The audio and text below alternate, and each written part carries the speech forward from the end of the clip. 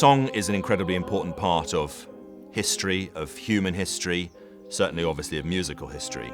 It expresses who we are, it expresses what we feel. It's the most potent way you can define who you are and what you think. I'm Nathan Williamson. I'm a composer and a pianist, and what I suppose I call an artistic director. Beyond the town, far beyond it, she walks, that lady. The Art of British Song, which we're affectionately calling TABS, it's a new organisation, and what we really want to do is showcase British song from roughly the last 100 years and celebrate the legacy of that wonderful, wonderful tradition of music. But it's also looking to the future and thinking about new music and where the song goes from here, what a song is going to be in 21st century Britain, what a song recital is going to be, and of course sharing all that with a much wider audience than British song has perhaps been able to benefit from up to now. Who is this lady? What is she?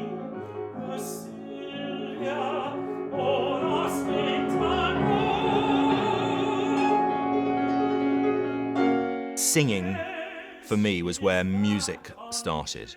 And music, everything was about song. It's about breath, about telling a story, about a narrative, a drama, an image, all the things that poetry has and that you can combine in poetry and music.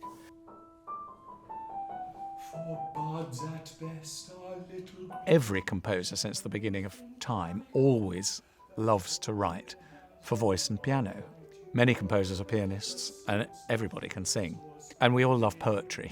And therefore, all these composers who lived throughout the century have all sort of given it a go, almost without exception, I think, and continue to. You come across modern day composers who are still writing for voice and piano. And so the form encompasses so much variety.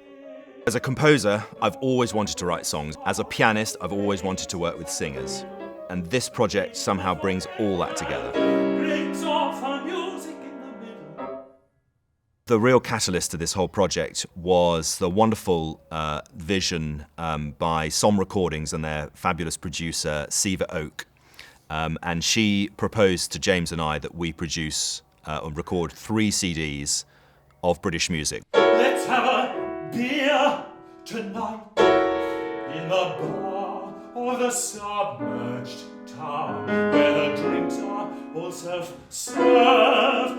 I suspect if you ask people what is English song, they'll immediately reach for names like Finzi and perhaps Benjamin Britten. What we're trying to do with this project is to demonstrate that throughout the century there was quite a wide variety of musical expression and form. And no policeman. British music in general has often been overshadowed by the rather more illustrious German and French and Russian and Italian counterparts, but I believe the finest of the 20th century songs from this country are absolutely on a par with them. And not just the best British songs, they are some of the greatest, the most profound songs, the finest of the art of British song are among the finest songs. We're showing that the form of voice and piano is not just about sweet drawing room songs, but can really explore the depths of passion and humanity.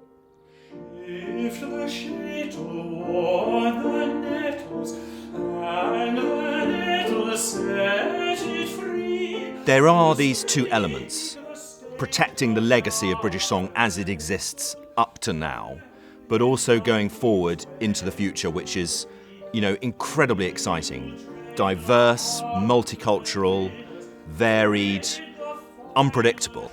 We will, of course, be commissioning our own music, our own concerts, staging our own events, and our own sort of initiatives. We're in the background.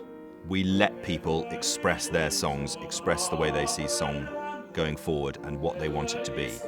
We'll just be quietly helping that happen. Every bridge is spreading sables, shining sandals left behind. There's a lot of ways we can support British song and that we can increase the audience for British song. Obviously there's performances and recordings, and we've obviously been involved in that, and we want to see this music performed more widely by more people, and that's obviously very exciting.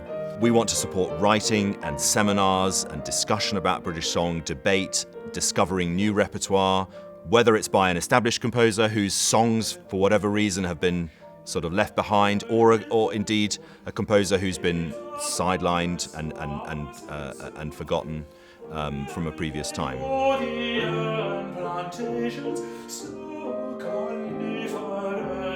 We're really thrilled to be working with Surrey University. James, Gilchrist and I will be giving a recital there, but we'll also be involved in roundtable discussions and working with their students. We're particularly working with the Holst Society at the moment, who have been publishing several volumes, in fact, of completely unpublished, up until now, songs by Gustav Holst. We're working with the Pitfield Trust on recording a CD of Thomas Pitfield songs which have never been recorded before.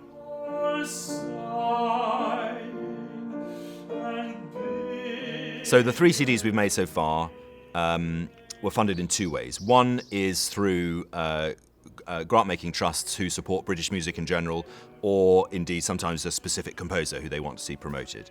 But we're also extremely grateful to the 16 founding patrons who wanted to not only support the initial CDs, but see this as the beginning, a sort of catalyst, if you like, for some sort of vision of the future of British song. So as we seek to fulfill these ideas in education, performance, recording, new commissions, new ideas, and this new vision of British song, an important part of that is what we're calling the Tabs Collective. That's a subscription scheme. It's open to everybody, everybody who wants to see British song spread more widely, a greater awareness of this wonderful repertoire and this future, this vision that we have for British song. And I do really hope you'll consider joining us and helping us to spread that more widely and to celebrate the art of British song.